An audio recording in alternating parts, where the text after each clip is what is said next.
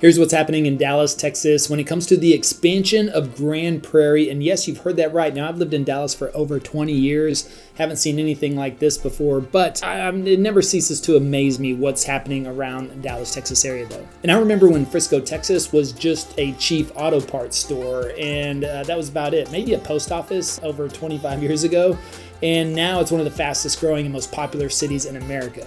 But now Grand Prairie is getting an upgrade after a long time of really being neglected by Dallas and Fort Worth. So Grand Prairie is located right in the heart of Dallas-Fort Worth, and it's kind of famous for its long, skinny shape following Highway 360. It has a population of just over 200,000 people and spans 4 counties, which is Dallas, Tarrant, Ellis, and Johnson. And it was just announced that the city will be expanding south by 1,500 acres with the annexation of the Goodland master plan community. Now, Goodland itself is an over 5,000 acre development, and it's just south of Highway 27 and is in Ellis and Johnson County, and has been unofficially coined a city within a city, which seems to be a common theme with some of these massive developments popping up around DFW-like Fields and Legacy Hills. Now, the community has plans to house more than 15,000 residences, including townhomes, custom homes, and gated communities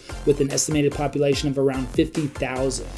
Now, that's pretty insane when you just compare that to the population of Mansfield, where the community currently sits around 80,000.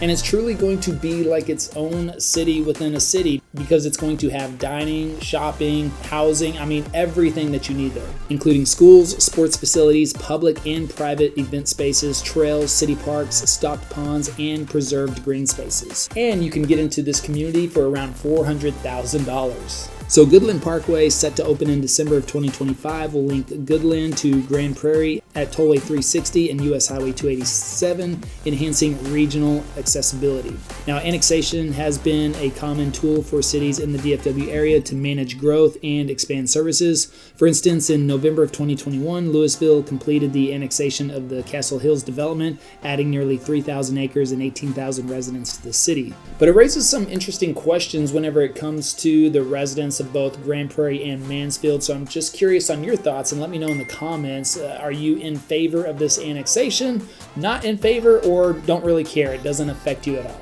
Now, how does this affect you as a homeowner in that area as well? Let's take a look at the stats. All right, so if you take a look here, you can see that in November of 2019, the median home price in Grand Prairie was $239,000. Don't we all wish we could rewind just a little bit and buy some real estate back then?